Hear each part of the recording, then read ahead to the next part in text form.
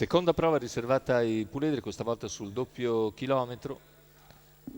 In 9 al via, Fortuna Dragofont, Fariba Spritz, Face to Face F, Fantastica Dark, Follow Me Dark, Forever Fly, Fairmont Sigi, Fetonte SL e First Lady B, macchina che lancia i concorrenti con Fortuna Drago Font che si mantiene in vantaggio allo stacco contro Face to Numero Face. 4, Fantastica Dark, Intanto squalifica per squalificato. Fantastica Dark, in vantaggio dunque. Intanto ha sbagliato anche First Lady. Numero 9, B. First Lady B, Diverse squalificato. rotture. Numero 7, Fairmont Sigi, squalificato. E così sulla retta delle tribune, in vantaggio Fortuna Dragofonte nei confronti di Fariba Spritz, poi in terza posizione Face to Face davanti a Follow Me Dark, via via gli altri superstiti sono rimasti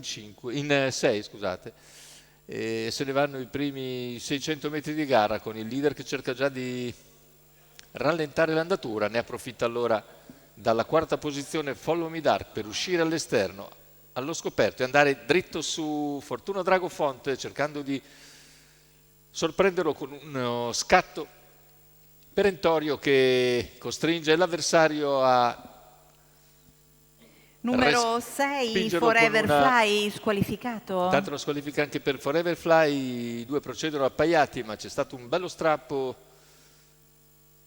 in quei 150 metri e ora se ne va il primo chilometro in 1:18,5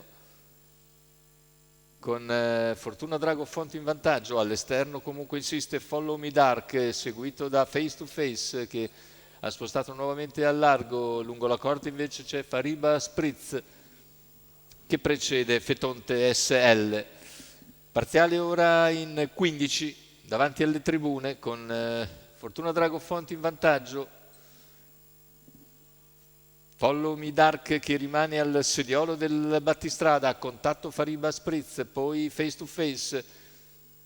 Prova a tornare aggressivo Follow Me Dark su Fortuna Dragofont che per il momento replica. Un parziale in 14,8, insiste ancora Follow Me Dark. Fortuna Dragofont replica, i due si distaccano in lotta.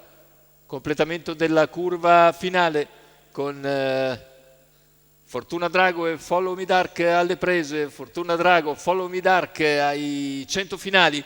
Fortuna Drago prende una lunghezza abbondante di vantaggio e sul traguardo è primo nei confronti dell'avversario che finisce a una lunghezza abbondante.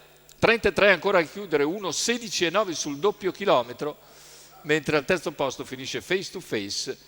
C'è stato un gran bel duello sicuramente fra Fortuna Dragofont e Follow Me Dark. Alla fine Fortuna Dragofont l'ha spuntata, sfruttando vantaggio della corda e pista piccola, ha corso alla grande Follow Me Dark, ma Fortuna Dragofont non è